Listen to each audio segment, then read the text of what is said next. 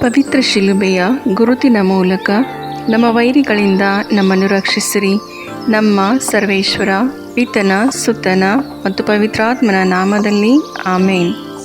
ಓ ಯೇಸುವಿನ ಪವಿತ್ರ ಹೃದಯವೇ, ಸಂತ ಕನ್ಯಾಮರಿಯಮ್ಮನವರ ನಿಷ್ಕಳಂಕ ಹೃದಯದ ಮೂಲಕ ಮತ್ತು ನಿಮಗೆ ಅತಿ ಪ್ರಿಯರಾದ ಸಂತ ಜೋಸೆಫರ ಮಧ್ಯಸ್ಥಿಕೆಯ ಮೂಲಕ ನನ್ನ ಇಂದಿನ ದಿನವನ್ನು, ಎಲ್ಲ ಕೆಲಸ ಕಾರ್ಯಗಳನ್ನು, ವಿದ್ಯಾಭ್ಯಾಸವನ್ನು, ಪ್ರಯಾಣವನ್ನು, ಇಂದಿನ ಅನುಭವಗಳನ್ನು, ಆರೋಗ್ಯವನ್ನು, ನನ್ನ ಕುಟುಂಬದ ಸದಸ್ಯರನ್ನು, ಬಂಧು ಮಿತ್ರರನ್ನು, ನೆರೆಹೊರೆಯವರನ್ನು, ನಾನು ಸಂಧಿಸುವ ವ್ಯಕ್ತಿಗಳನ್ನು ನಿಮಗೆ ಅರ್ಪಿಸುತ್ತೇನೆ.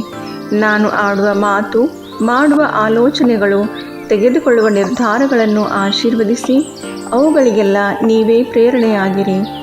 ಇಂದಿನ ದಿನ ನಿಮ್ಮ ಸುರಕ್ಷತಾ ಕವಚವನ್ನು ನನ್ನ ಮೇಲೆ ಇರಿಸಿ ಸಕಲ ಕೇಡುಗಳಿಂದ ನನ್ನನ್ನು ಕಾಪಾಡಿರಿ. ದಿನದ ಪ್ರತಿ ಗಂಟೆಯಲ್ಲಿಯೂ ನನ್ನೊಂದಿಗೆ ಇದ್ದು ನನ್ನನ್ನು ಕೈ ಹಿಡಿದು ನಡೆಸಿರಿ. ಆಮೇನ್. ಸಂತ ಲೂಕನು ಬರೆದ ಸುಸಂದೇಶದಿಂದ ವಾಚನ.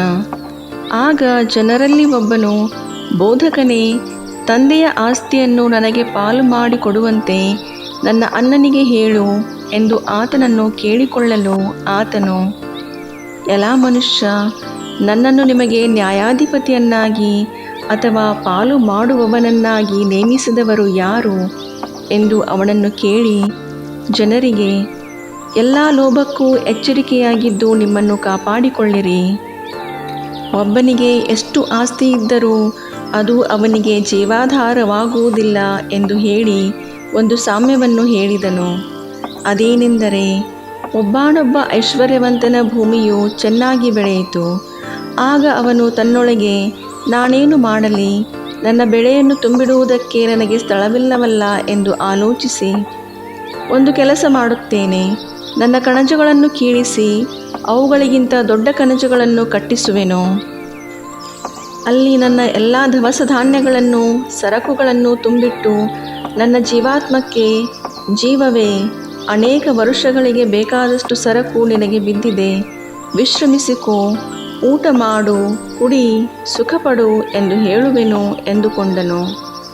ಆದರೆ ದೇವರು ಅವನಿಗೆ, ಬುದ್ಧಿಹೀನನು ನೀನು, ಈ ಹೊತ್ತು ರಾತ್ರಿ ನಿನ್ನ ಪ್ರಾಣವನ್ನು ನಿನ್ನ ಕಡೆಯಿಂದ ಕೇಳುವರು. ಆಗ ನೀನು ಸಿದ್ಧ ಮಾಡಿಟ್ಟಿರುವುದು ಯಾರಿಗಾಗುವುದು ಎಂದು ಕೇಳಿದನು.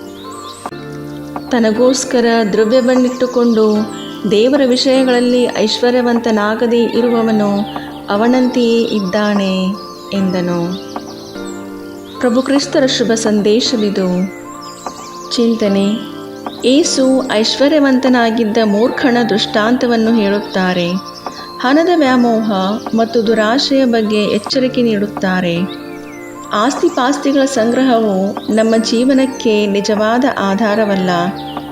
ನಮ್ಮ ಗಮನವು ಸಂಪತ್ತಿನ ಮೇಲೆ ಇದ್ದಾಗ ದೇವರೊಂದಿಗಿನ ನಮ್ಮ ಸಂಬಂಧವು ಮಾಸಿ ಹೋಗುತ್ತದೆ. ತನ್ನ ಒಳಿತನ್ನು ಮಾತ್ರ ನೋಡಿಕೊಂಡು ಸಂಪತ್ತನ್ನು ಕೂಡಿಟ್ಟ ಧನಿಕನ ಸೊತ್ತೆಲ್ಲ ಅವನ ಮರಣದ ನಂತರ ಬೇರೆಯವರ ಪಾಲಾಗುವುದು.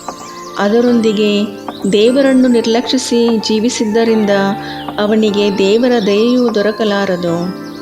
ನಿಜವಾದ ಸಂಪತ್ತು ಭೂಲೋಕದ ವಸ್ತುಗಳನ್ನು ಸಂಗ್ರಹಿಸಿ ಇಡುವುದರಲ್ಲಿಲ್ಲ, ದೇವರೊಂದಿಗಿನ ಸಂಬಂಧದಲ್ಲಿದೆ.